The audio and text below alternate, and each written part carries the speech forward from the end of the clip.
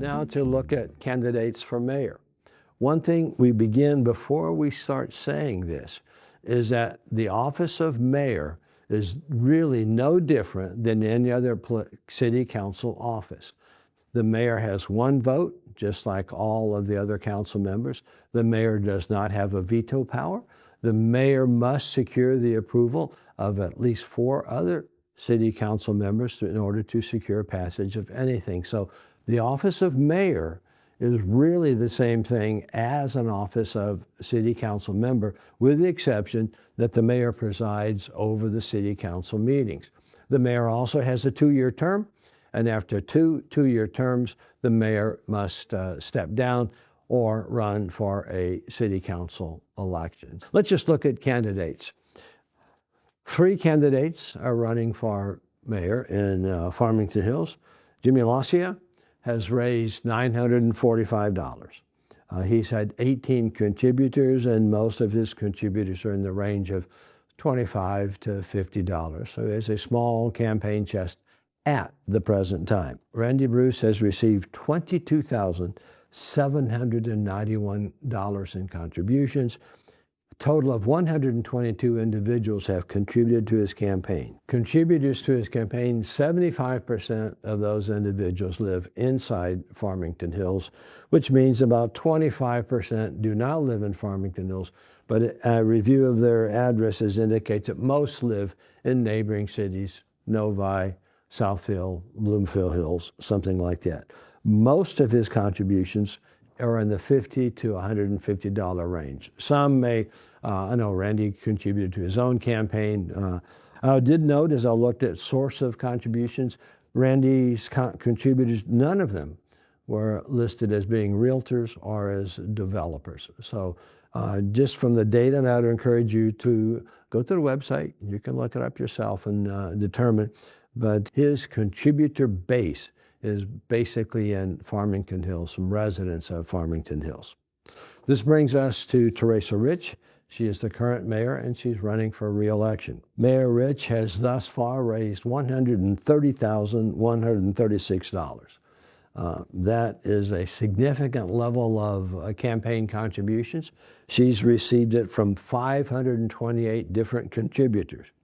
When we look at the source of funding for her campaign, about 25 of her contributors are realtors, developers, engineers, union construction related, something that involved in that particular field. So about 20% of her contribution, dollar amount, 20% of the $130,000, I think it's about $26,000 about, comes from individuals that are looking at land use development within Farmington Hills.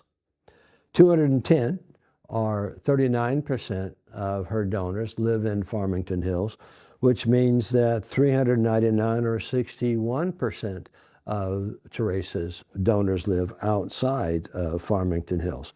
Another interesting fact is that 29, or 6% of her donors live outside of the state of Michigan.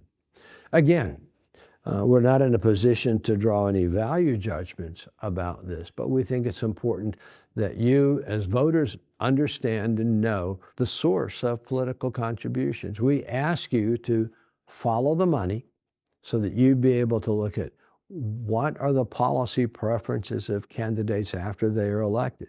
So I would encourage you to go to the website on your screen. You can go and look up the campaign finance reports of each individual seeking office. You can look at who gave them the money. You can look at the source of the money. You can look at how they're spending the money. And again, I am not making value judgments on this, but you as an educated voter can look at that. I find there's some things that I do find interesting, that the mayor has received $130,000 campaign for re-election. That is quite a bit more than anybody else has raised. I don't take a position on that. I just observe that to be a very, very interesting factor. And I also observe that the mayor seems to be the only one who's received a significant proportion of funding from developers, engineers, contractors, labor unions. I make no value judgment on that. That's up for you to make your decision. So again, I would ask you to don't take my word for it. Go to the original sources themselves, and you can print off all of these data sheets, contribution sheets for all of the candidates, because candidates will have to file late reports if they're spending more, so there may be more that will be filed just before or just after the election. Again, this has been I Can See Clearly Now. My name is T.R. Carr. I'm a retired professor of public policy. This particular series of episodes is brought to you by Evaluation Management, LLC. It's my company. I'm not sponsored by anyone at the present time. I have created these series of podcasts and videos to help inform you, to make you an informed voter. If you have any questions, please respond. Thank you much, and have a good day.